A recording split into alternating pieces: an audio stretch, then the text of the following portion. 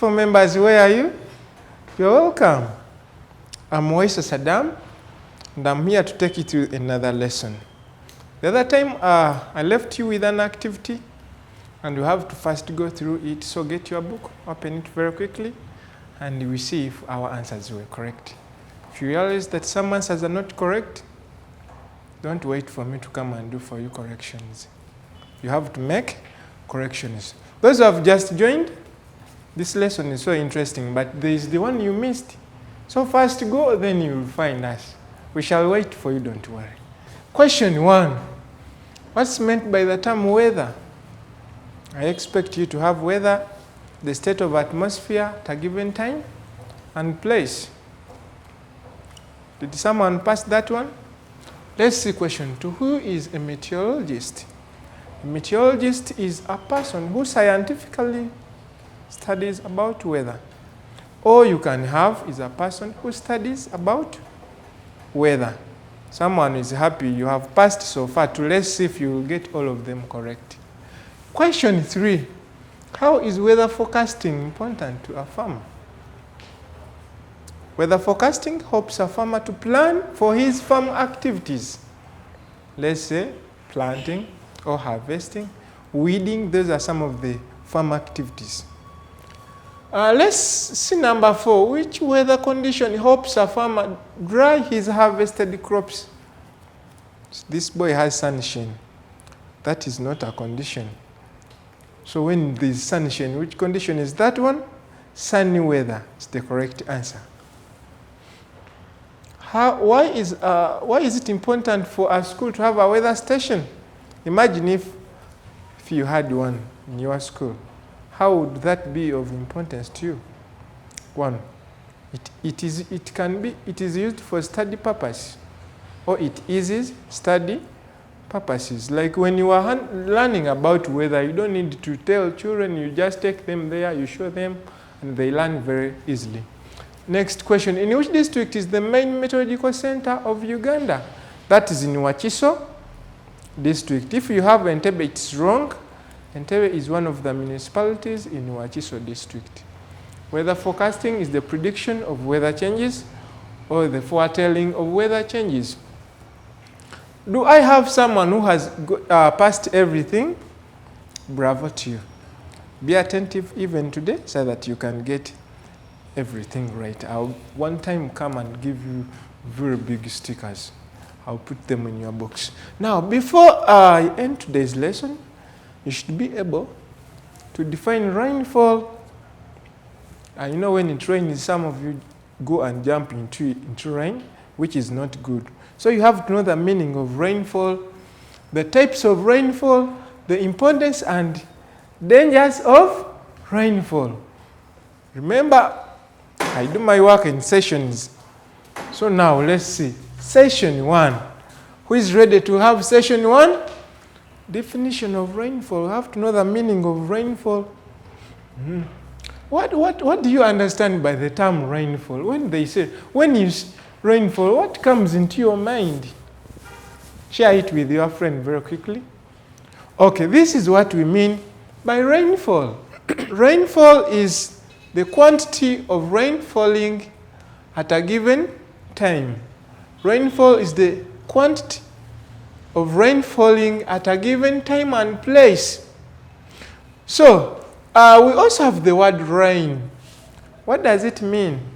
Rain simply means the water droplets that fall from the sky. What you see, the water droplet is rain. So the amount, the quantity, the total amount of water droplets falling from the sky is rainfall. We can measure rainfall, by the way, using a rain gauge. And remember, rainfall is measured in millimeters. We shall reach that and we see. Okay. Now, we also have types of rainfall. There are 3 types of rainfall. And these types of rainfall are grouped according to the places where they are received. Do you remember some of those they told you in P2? Someone has forgotten everything. Now, don't worry. You are going to know all of them. Okay, let's see. Let's see the types of rainfall. that we have. We have one, convectional rainfall. We have relief rainfall that can also be called orographic. We have cyclonic rainfall, also known as front rainfall. How do we get these types of rainfall? As I've told you, we group them according to the places where rainfall is received. For instance, we have places around water bodies and forests or forested areas. Those places receive convectional rainfall. We also have the rainfall that is received according to the altitude, to the height of places like the highland areas or mountainous areas. So the type of rainfall received in mountainous areas is known as relief rainfall. We also have cyclonic rainfall. This one is received in low flat areas or plains. We are going to see these types one by one. Now, you have to remember, before you see rainfall, it goes through steps of processes. And in P2, your teacher told you that rain cycle. So before you see rainfall, we have the processes that happen.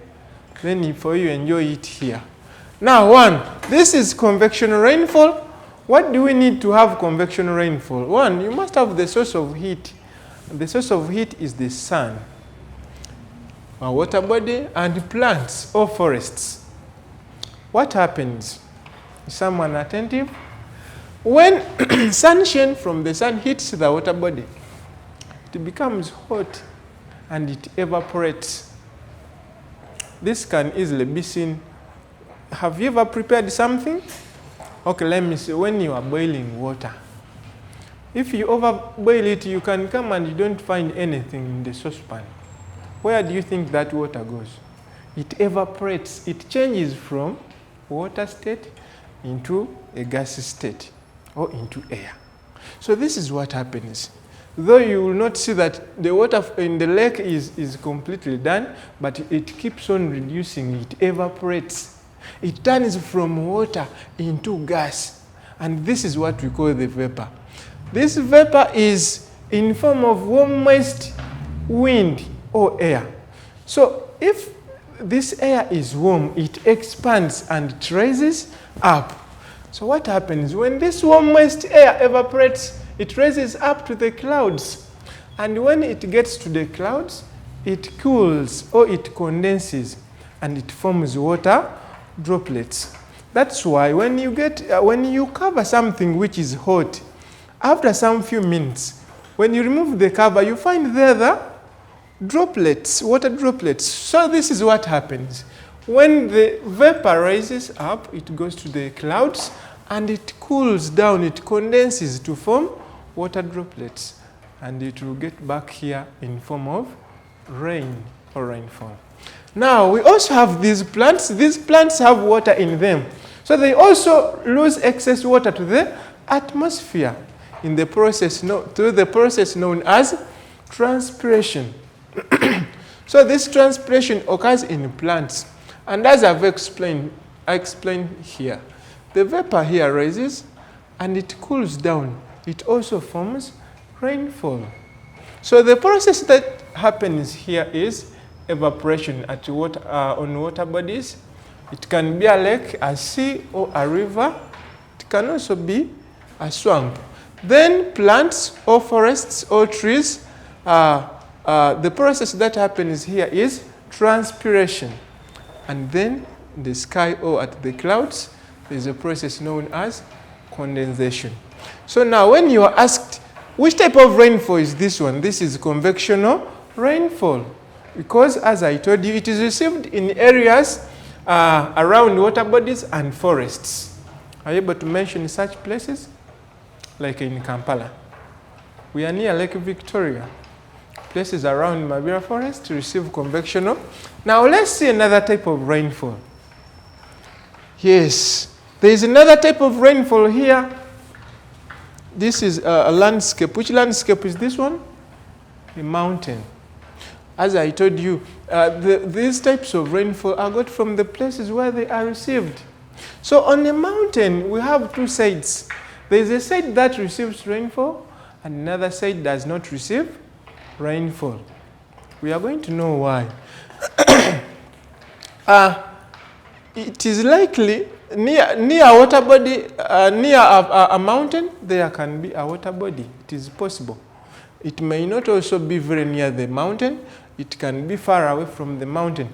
But the other process, when the sunshine hits this water body from far, this air, this vapor rises up and it blows. So when this warm moist wind is blowing, it finds an obstacle, which is the mountain. And remember, it wants to blow from this area to go to the other cool area. But this mountain blocks it. So this warm moist wind follows the mountain up to the top. When it reaches the top, remember, it is less dense or it is light. By the time it gets to the top here, it just expands and it rises up. It goes to the clouds and it forms rainfall on this side. Then the other side, within the warm moist air or winds, they are what we call cool dry winds. For them, they are heavy. When they get on top of the mountain, cannot continue to go up. Instead, they descend, they go down. So these cool dry winds do not cause rainfall. So this place, this side, won't receive rainfall. Or if it receives very little rainfall. Now, why does this side here receive rainfall? The answer is very simple. This side receives warm, moist winds that rise from any water source near the mountain. What about this other side? It receives dry, cool, dry winds, which do not cause rainfall. Now, what do we call the side that receives rainfall? It is called rain windward side, or you can call it windward side. Then the other side is known as leeward side. It can also be called rain shadow. Now, my people, children, which side of the mountain do you think is very good for crop growing?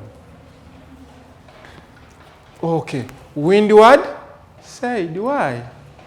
This is the side that receives rainfall, that supports crop growing. Then what about this side? Why isn't it good for crop growing? It receives very little rainfall to support crop growth. But we can still make farming or crop growing possible this side by watering these crops or by using irrigation farming. Now let's see the last type of rainfall and we end our lesson. We have cyclonic rainfall, which is also known as frontal. The wind helps much in the formation of this type of rainfall. Okay? Now, as people, sometimes when you are walking, you can collide with someone. In Kampala, I see very many people colliding. So even when different air masses are blowing, they can meet. Now, at this point where they meet is called a front. So when warm, moist air rises, and we also have the cool, dry air, when they are blowing, they can meet at a point, and that is the front. What happens when these two different air masses meet? This light air rises on top of the other one, and it goes up. And the light air is the one we call warm, moist air. It is warm. When air is warm, it expands, it rises up. And that's why our ventilators are up. When we have warm air in our house, it raises up and it will get out through the ventilators. And that is the simple reason why they put them up, because warm air rises up. So when they meet at the front, the warm air rises up.